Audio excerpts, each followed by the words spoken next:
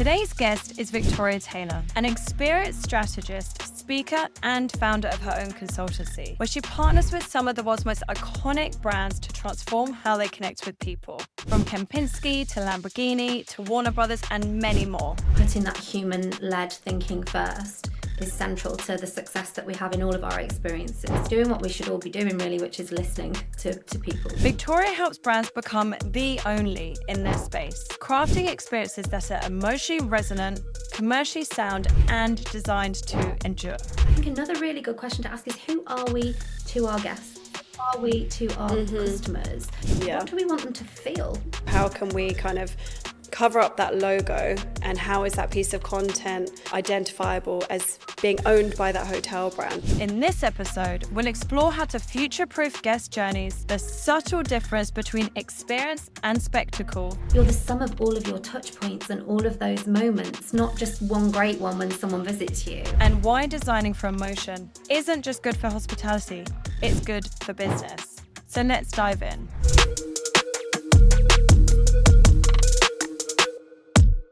Okay, lovely. So thank you so much for joining me on the Digital Concierge. I'm really happy to have you on. I know we've had lots of amazing chats, so it's almost giving somebody the opportunity to eavesdrop on some of our conversations, Victoria. So thank you again for your time. Thank you for having me, Holly. It's so nice to see you. And I know we were just laughing about how we met. So to share with people how we met, we're not quite sure, which is, I think that's always quite nice, because then it feels like we go way back. But I believe we had a mutual stalking of one another's LinkedIn, and that's how we connected. I think that summarizes it really well. Yeah. I think so. I just remember you're probably one of the first people that I saw as being incredibly active on LinkedIn in such an authentic way. You always craft these really thought out posts. They're so value led. They're so about storytelling. So I was just really appreciating digesting your content, especially as someone that was relatively new to the space. So I would say that's where that connection came from. And then you were so kind to connect with me like this, and we've had some good phone calls. So I'm always grateful for the time from a stranger, and it just feeling like it's been quite natural. Yeah, it's been super natural. And I would say to you, Holly, as well, thank you, because I would share the same back to you. You create the most beautiful content.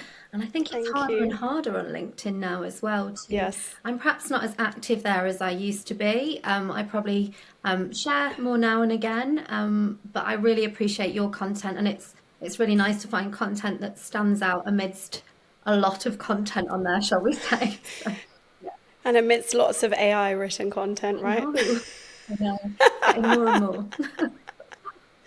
It is. I'm a bit of a stickler for it, so I feel like I can really spot it from a mile away. And it's certainly a great tool when it comes to, I don't know, research and soundboarding. But when you see people kind of using it in that lazy way, I guess that's where the likes of you and I, we do craft our content. It's very thought out. It's very storytelling led, or we share our own anecdotes. I guess, yeah, kudos to us, because then we get to cut through all the AI written content. No, I think you make a really great point about the personal anecdotes. I think that's so important, and to me, I can really pick out personally the content that I enjoy viewing, because it is related to personal anecdotes and experiences. I was at a conference a few weeks ago, and they shared some fantastic tools within AI that we can use to create amazing content to do our research. But you're quite right. AI doesn't feel like we feel as humans. Not yet. So I think not yet. So I think it's pulling out those wonderful feeling and anecdotes from personal stories. Definitely. So I would also ask you to introduce yourself. I think it's always best to let other people introduce themselves instead of trying to do that task. So tell people that are listening who you are. Yes, I'm Victoria Taylor, and I live in Scotland. Moved here 12 months ago, and I'm an experienced partner, and I work with cultural destinations, attractions, hospitality and tourism businesses, and to design experiences. So that can be creatively, commercially and culturally. So that's across design through to strategic development, and then with teams throughout organisations on the delivery of those experiences.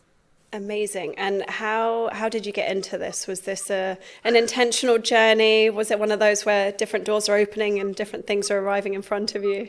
Yeah, I think like a lot of people in this industry, there's it's creative and commercial, but I think a lot of these experiences, they develop as we work on different projects, and our life goes through multiple different arenas.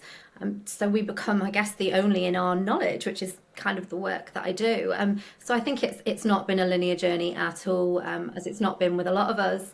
And yeah, I've been very fortunate to work on some brilliant projects, and gathering on all of that experience along the way. So everything from tourism, I've walked the floor in hospitality, I've waited on in restaurants, through to managing departments, worked in travel agencies, delivering training for teams across the UK. And then I had my own digital agency initially, and then I've been in experience design for the last sort of, gosh, God knows how many years now.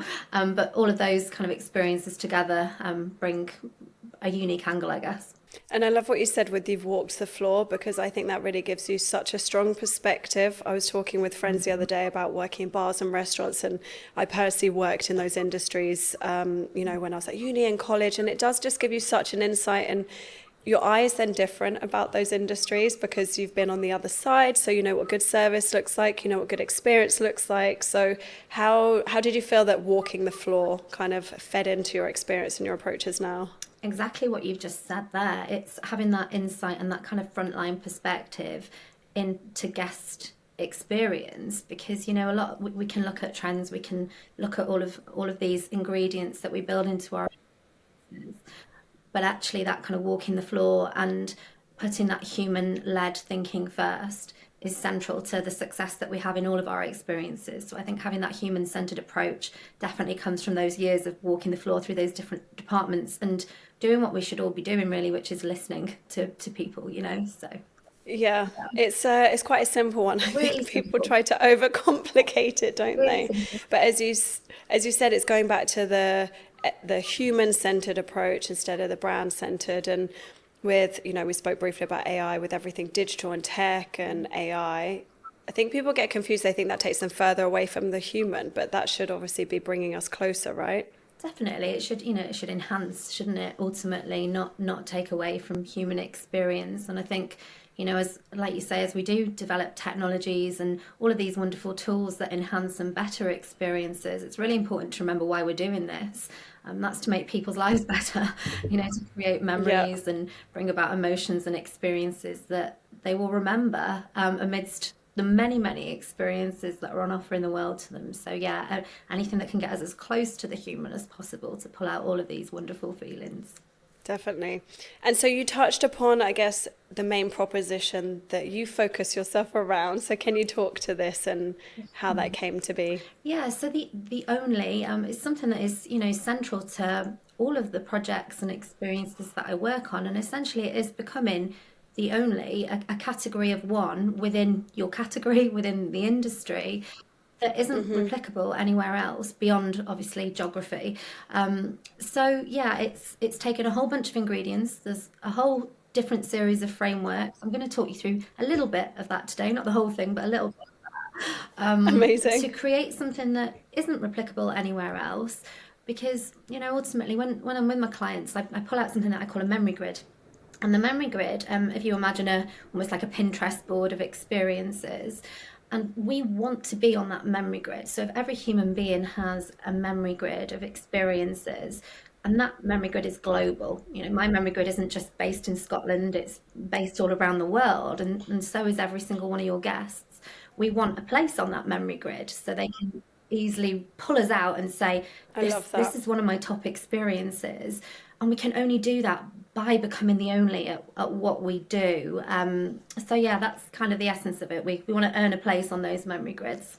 I love how you articulated that, because as soon as you said that, it took me to, oh, what's on mine, And so for me, one of the top ones, I stayed at this incredible resort in Cosoc National Park, and it was a floating villa, floating pool. I personally hadn't ever experienced that. The service was impeccable, but just the experience of being in this tiny little, it's quite rustic still, but this tiny little floating villa where the boat comes to collect you to take you for breakfast. And, it was just such an incredible experience. So that's definitely up there for me. Lovely. And that's it. I think it's remembering that, very often when we're in our attractions, experiences, hotels, whatever sector we're in, is knowing that the world is far bigger than our category, our country, our industry. And, our guests don't compare their experiences to the last best experience they had in Scotland, for example, for anyone that's in Scotland. They compare it to the last best experience they had anywhere. Yes. So we need to be looking at that and thinking, how do we earn a place on that memory grid? And setting the standard as becoming the only, be that in the experience, the delivery, everything is really important. And there's a whole big process behind that. No, I think that's an amazing way of thinking about, how do you get onto somebody's memory Pinterest board, as you said. And that's certainly what we say with hotels when it comes to digital content, So how can we kind of cover up that logo, and how is that piece of content identifiable as being owned by that hotel brand? Because so much of it just merges into one another and people can't differentiate. So a hotel definitely wouldn't want to be confused with another where you can't quite remember where it was, or you're not sure, maybe it was this hotel that I'm pulling that memory from, or this, because so many of them are so similar. So how, without giving away too many of your tricks, how do you start that conversation with a hotel brand or a tourism partner of... Yeah, I think it's really interesting. So it is looking across category, first of all, and saying what is out there. Let's think like polymaths, and let's look across different industries to look at what people are doing, and we all talk about story and storytelling. And very often people think a story is quite singular. So this is our story, rather than these are our stories. And when we take stories rather than story, we have a much better chance of creating the only. So if we split story into 4 sections, 3 sections, but 2 of them are together. So I like to look like at headlines and history, happenings and heart. And I think all really good stories and really good destinations, attractions, experiences, hotels, whatever business you fall within, has all those elements within their story. So you've got your headlines and history. So those are your kind of your main stake in the ground. This is our history. This is our... Yep. This is what we stand on. Yeah, if you were in the news, these would be like the headlines of what your destination is about. It could be built upon a historical event. It could be about kings, royalty, whatever it is. You've got your real sort of history pieces. Now, as wonderful as history is, sometimes it's not, it doesn't get us in the feels. So history is wonderful, but it doesn't necessarily make us feel. And it doesn't necessarily give us the lightness. So it can be quite dense and heavy sometimes. So it's really important to have history. It's then really important to counteract that and balance that with what I would call happenings. So they're the stories that kind of sit around the stories. So your points of stories that create levity to the headlines, the real sort of heavy stuff. It's important to then bring in the lightness. So what are the stories around the story? And that could be anything, it could be something really light and funny and, something that had happened 3, 4, 5, 10 years ago, but something that people still talk about now. And filtering those happenings around a place or destination and feeding that in, because levity creates connection. So history creates interest, levity creates connection, and then heart is emotion. So that could be stories from team members, that could be stories from previous guests, that could be feedback that you've received, a wonderful moment that happened that gets recounted within your organisation, within your hotel, within your attraction. But actually nobody really knows about that. So when we're crafting narratives and we combine history and headlines, happenings and heart together to create a narrative, to then weave them together, you create a really solid story that isn't replicable. Yeah. So that's a really strong base for creating the only. And then there's all kinds of other frameworks that we build on top when we're mapping out experiences.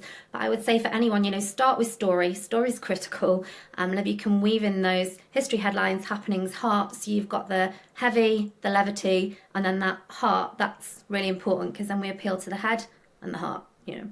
Yeah. And I guess, as you said, not everybody relates to the historical piece, you know? So I would say sometimes that's me, you know, when I go to a property and somebody says, oh, this was built in such and such, or somebody stayed here, that doesn't quite hit me. I'm more of a heart-led person. So I guess in bringing the head and the heart, you're also then catering for those different audiences and what pulls you in for a story or a stay or an experience. Yeah, absolutely. And it's, you know, we make people feel, we can then go on to make people do whatever we would like them to do. So when we're setting objectives, when we, you know, look at our hotel project or our attraction project, what do we want this to do? Do we want this to make people book a stay? If we're telling that history headlines happen in heart digitally, or when they're staying with us and we're telling that in person, you know, do we want it to make them go on to recommend us? Do we want it to encourage a repeat booking? Do we want it to make them go and tell all their friends about it? Do we want them to go and write a blog about it? What do we want them to do? Do we want them to spend more money with us? Ultimately, we're all in the business of making money. So commercially, what are our commercial Yes. objectives? And then how do we relate that back to what we're crafting at the beginning of all of this? So yeah, And I we think make them feel. so many people don't do that when they're crafting experience or content. They just think, oh, this would be nice to do, or somebody has this big idea. And I was certainly taught when you're crafting anything, it's starting with what do you want somebody to think, feel, say, or do, as you said. So is it a commercial action? Is it telling somebody? Because then obviously this is how we measure success, right? So it's all fair and well telling these stories and pulling from the head and heart pieces and the historical and happenings, but it's, okay, how are we measuring success for this? So is that something that you would say comes very early on in your process when you're going through the storytelling narrative? Yeah, absolutely. And I think, you know, that's all the kind of behind the scenes stuff that we do as Yeah. experienced partners and designers. You know, it's asking those questions in those initial think tank design charrettes. What do we want people to do? Is that we want them to pay a higher price to enter into this attraction?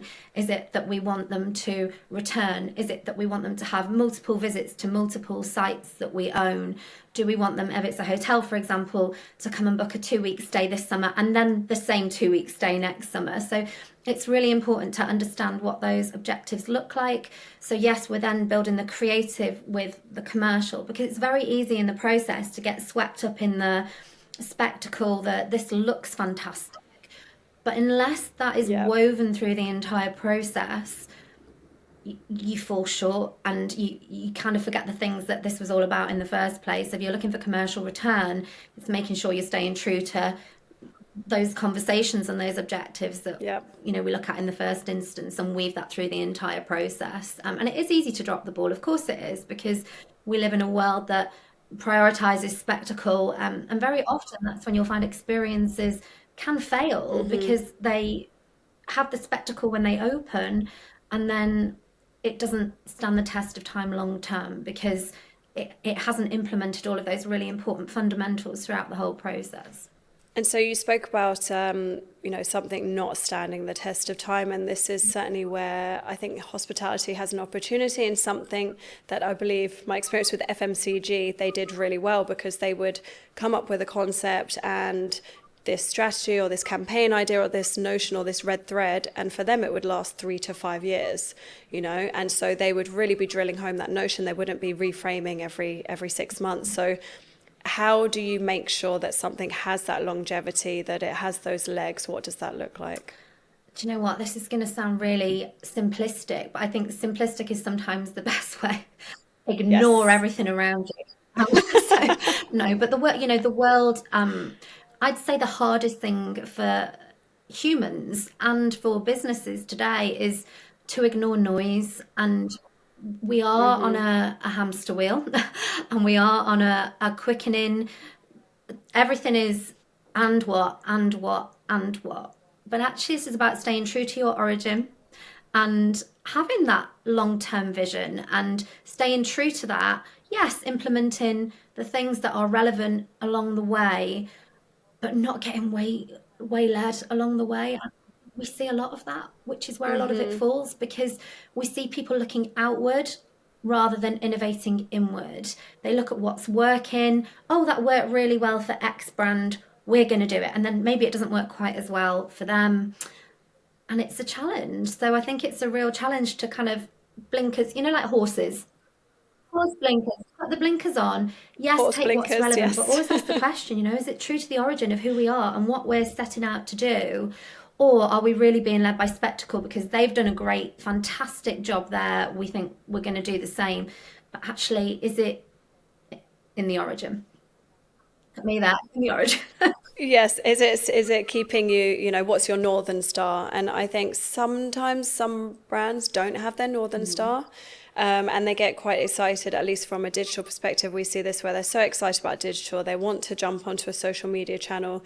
They don't have a content strategy, they don't even have a digital strategy, and maybe there isn't this big brand campaign idea. So I think there's that, and then also getting excited by new technologies, new platforms, and then it just becomes these multiple beasts that a brand can't quite feed. I certainly see that with TikTok. You have brands that get excited by it, they jump onto it, and then they don't quite understand it. So then they step off, and I think that can be a bit more detrimental to a brand. So who do you feel is doing this really well? If you're able to name any players that come to mind to put you on the spot. Me. I mean, I've spent a lot of my time the last 12 months focusing in on Scotland. Yeah. And I think Scotland as a country are exceptional. I think, certainly for me, it's changed my way of thinking and my way of life as well, and the way of life, and I focus a lot on wellness here now, and taking that time to slow down and really think about how things connect and how things work together. There are some beautiful examples here in Scotland. I think, there's some really small artisan businesses that do it incredibly. I'll pull on one that actually both you and I know. I thought you might. Yeah, just up the road from me, and you, because I know you've worked with Gleneagles. But, Gleneagles, beautiful, absolutely exceptional quality. Yes. Stands the test of time.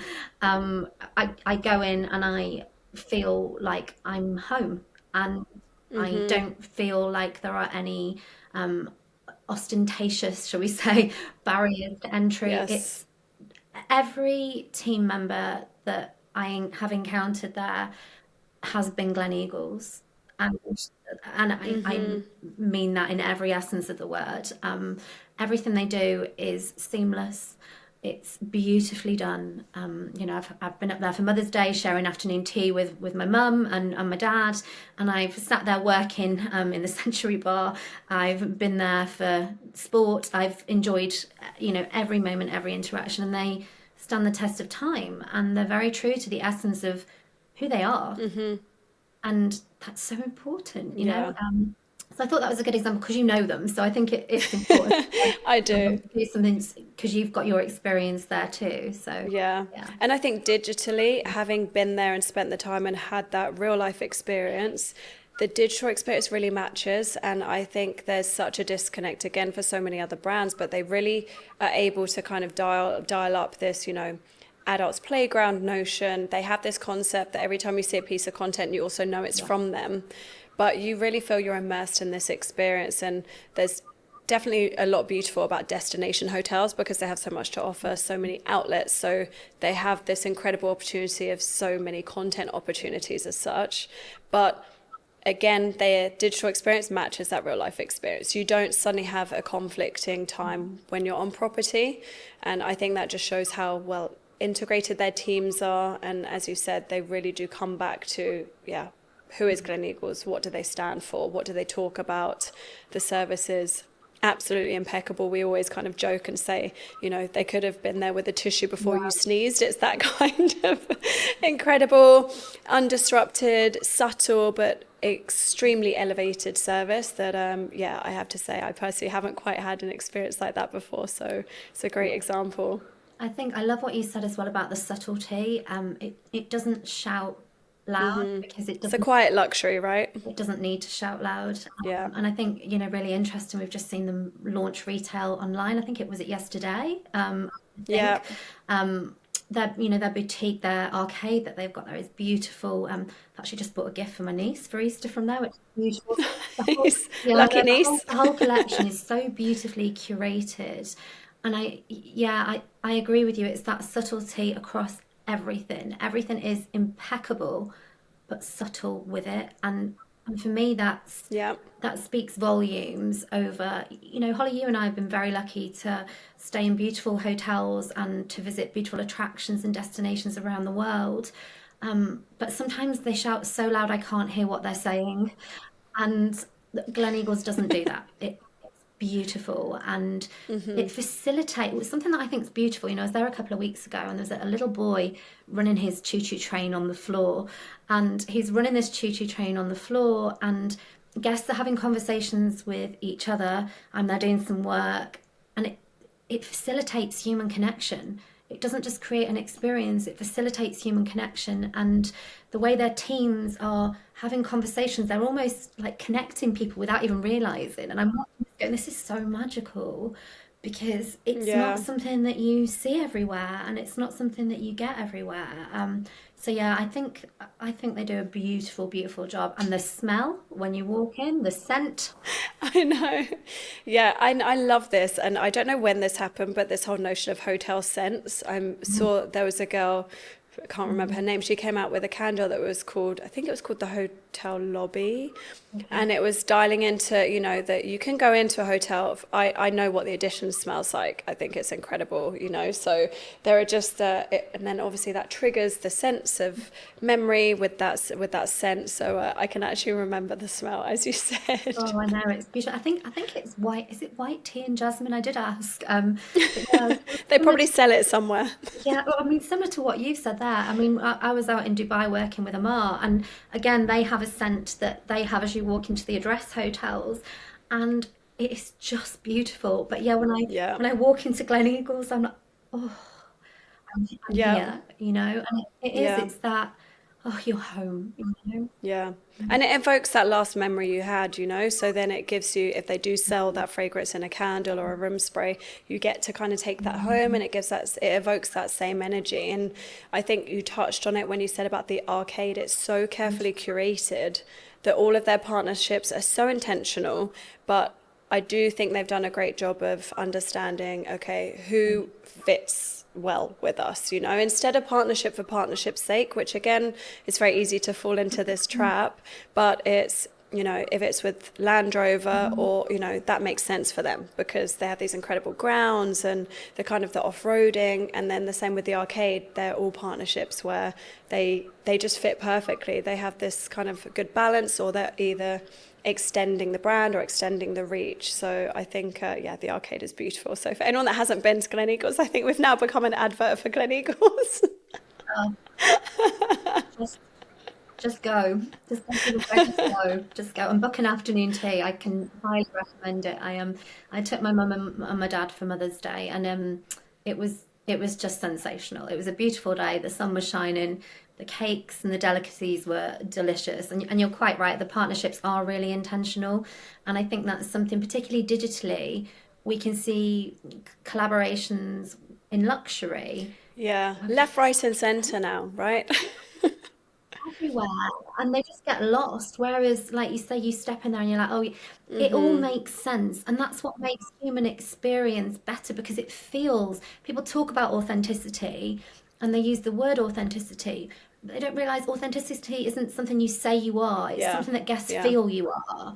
And you can only feel that if every choice is internal rather than external. And when I say, I mean, you're not looking outward for innovation. You're saying, does this make sense to the core of who we are? And it's so important. And that does require us to slow down and say, who are we today, tomorrow, in 10 years, in 20 years, in 100 years? And that is internally understanding who you are as a destination, a brand, an attraction. Who are we? Always repeatedly asking that question. Yeah, and I think this brand footprint, coming from Nestle, they had brand building the Nestle way.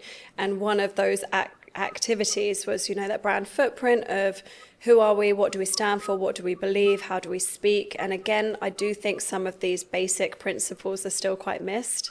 And even asking who are we, if you aren't able to answer that, or your sales team answer it in a different way to your marketing team, to your ops team, to your IT team, then that's how then all of those activations under those different parts of the business, that's how you can just start to see that it falls apart. You might end up with a random partnership where, as you said, a consumer should just say, "Oh, that makes sense," or they should say, "Oh, that's clever." It should evoke something positive, not, "Oh, I don't understand why they would do that with them."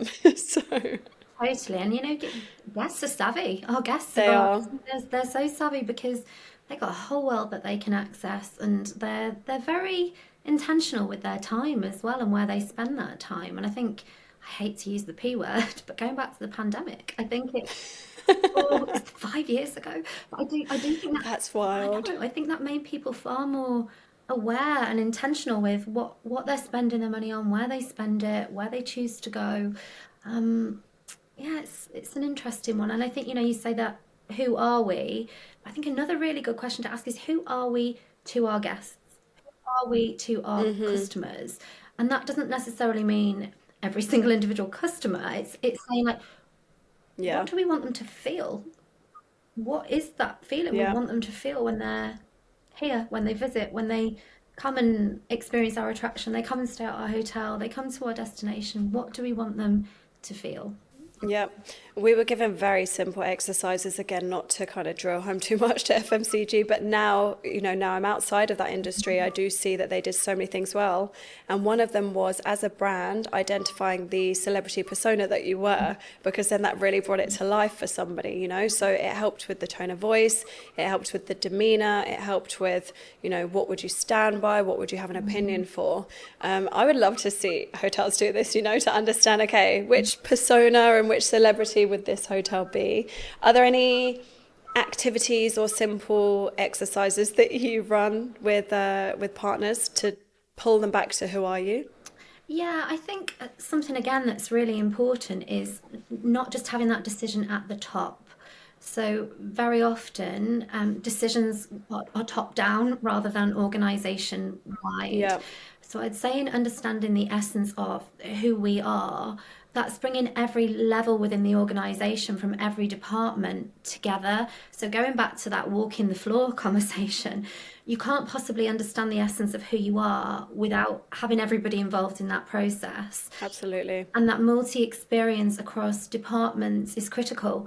Whoever you're working with, frontline, operational, head office, all of those teams are essential to understanding who we are, rather than that being a brand top-down decision, to having the conversations with people, who are having conversations with your guests, and that human-led thinking. So I think getting everybody around a table to understand that input is critical, and it's not always done. And I think it's such a central thing Agree. that people often overlook, and it's something that you should do regularly as well, whether it's quarterly, whether it's biannually, to have those, almost like those think tanks. I'm often brought into think tank and design charrette, or be part of design charrettes with teams, but teams need to do that internally Yeah. as well, to keep that grounding on the who are we, and we Yeah. can't possibly know unless we're asking all voices around the table.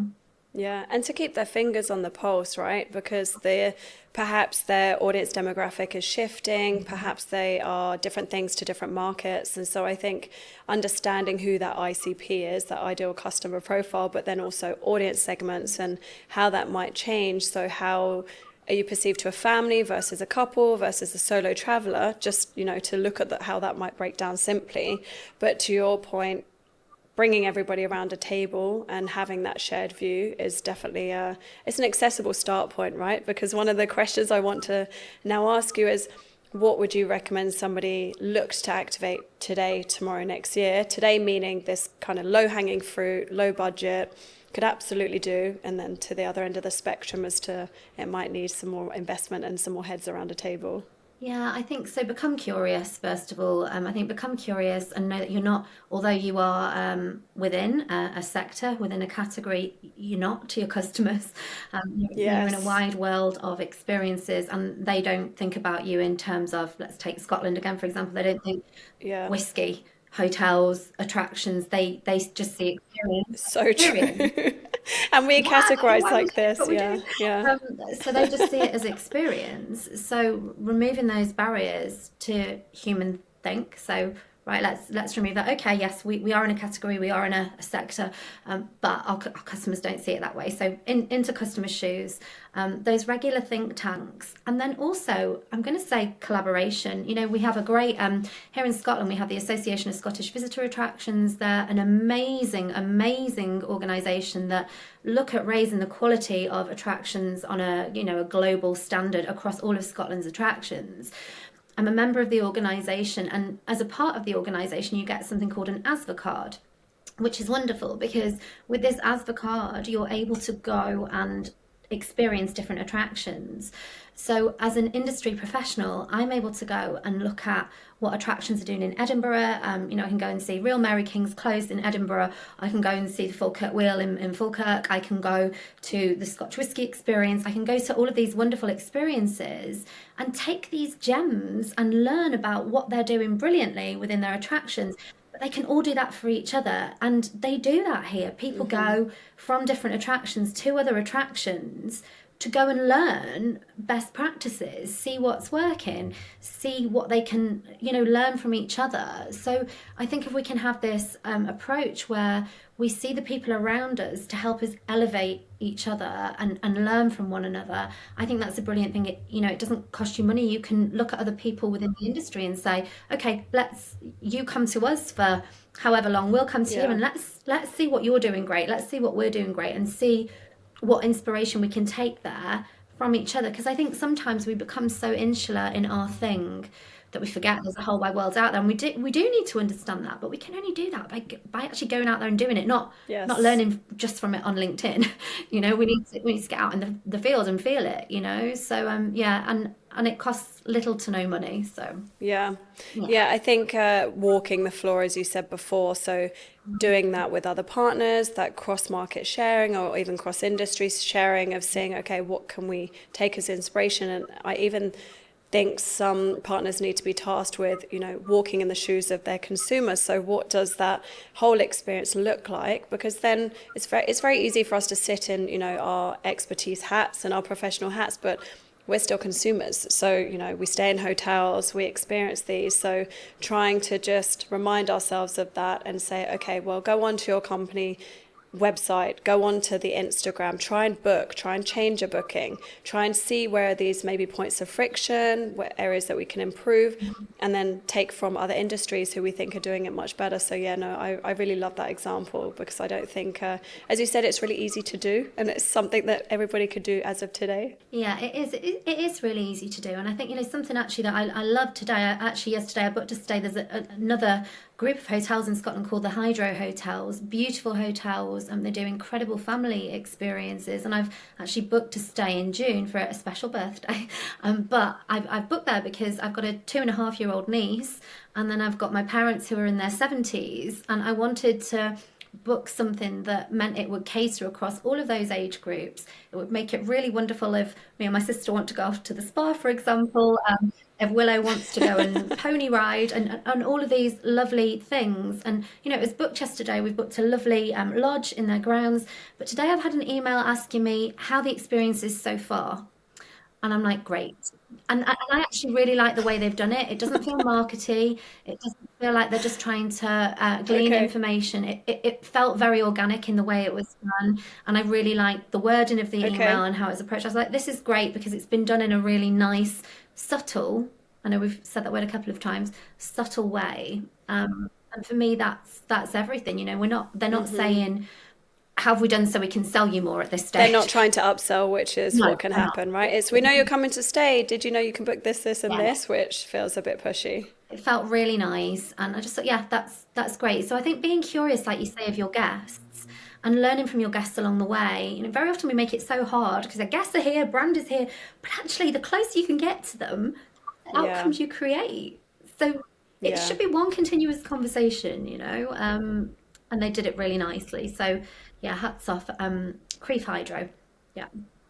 Nice. So they clearly have a good integrated team. You know, they've gone through the user journey, which for me is something that's very understated, of just understanding, you know, from even pre-booking or pre-discovery of your brand, what is somebody doing? And then when they book, what are those touch points? Because too much of a frequency can seem, you know, spammy, or as we said, it seems like they're trying to upsell. But if it's to enhance that user journey and make sure you're having a nice experience, then yeah, that's great. And so then what would you suggest to somebody trying to become the only one? What would a next year strategy be? Something that requires more effort, more investment, perhaps? Give Victoria Taylor a call. Yeah, no, I would say bring in the right expertise. So going back to the beginning, that kind of polymathic thinking, who do we want to reach?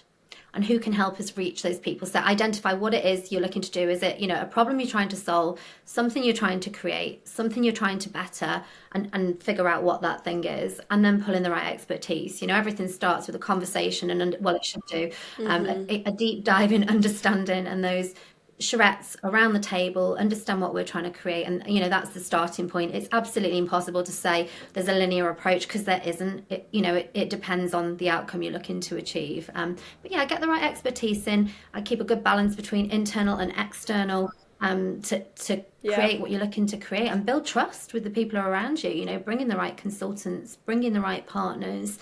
You know, for me, a big part of my process is knowing who to bring into the process and when to go in and out of a process as well. Yeah. So yeah. And I think some brands can think it's yes, of course, it's an investment bringing in external partners, but as you said, there are think tanks, and I really love the notion of a sprint, you know, so perhaps we're doing something that's a kind of troubleshoot notion, or you have all the heads around a table for 2 to 4 days, and you do that once a quarter, once a year. But obviously, depending on this pounds and pennies budget, there are ways that you can bring in external partners that suits both of those ends of the spectrum, right? For sure. And I think doing that regularly internally, and then, as I say, bringing in that right expertise from the outside to solve a problem, develop a proposition, whatever that is. Yeah. And to come back to the P word, which do you feel that that was a time that really accelerated a desire for digital? Did you personally see that in what you're being asked to work on, what you're being asked to be kind of pulled in? Yeah, I mean, a lot to consult on. The pandemic was an interesting time for me. You know, some of my work back then was with the super yacht community. So a lot of my work, I was doing that remote and creating concepts for a very niche community. So a lot of my work, I wouldn't say was hugely digital, but people consumed a lot more digital for sure. Yeah. I think as the pandemic ended, people have missed experience, but I think now they go completely hand in hand. You know, it has to be consistent across the board, because you're the sum of all of your touch points and all of those moments, not just one great one when someone visits you. It's that continuous conversation. So yeah, I think the pandemic definitely accelerated use of digital and how people consumed brands. And I think it's critical that both are one and the same. I might borrow that. You're the sum of all of your touch points. I think this is really nice. I'm personally doing a speak on omni-channel, so it's really interesting having these kind of conversations, because I think as they're kind of new notions, and obviously we consume a bit differently now. There's so much digital content, so it's really interesting to see the brands that manage to marry those two together really well. So yeah, it's really interesting. Yeah. Well, I don't know if there's anything else you want to share, but that's been so incredibly insightful. I'm so grateful for everything you've shared, because I think people have almost had a bit of a free consultancy session. So thank you. Thank you for giving so much away. Thank you so much for having me. It's so nice to talk with you. I always enjoy our conversations, so thank you. No, likewise. And if anybody wants to connect with you, where would you say LinkedIn is still the place to find you? Yeah, I mean, I post on there a lot less nowadays. I'm always up for a telephone conversation if it's, you know, around a project or an experience. You'll find that on my website. But yeah, LinkedIn, I'm assuming this is where this will be shared, on LinkedIn. So if you find me from my profile there, then yeah, we can connect on there. Amazing. Well, yeah, we're going to share it on multiple platforms, so I'll be sure to drop your website as well. So thank you again, Victoria, and yeah, we'll speak soon. Thanks, Holly. Cheers. Thank you.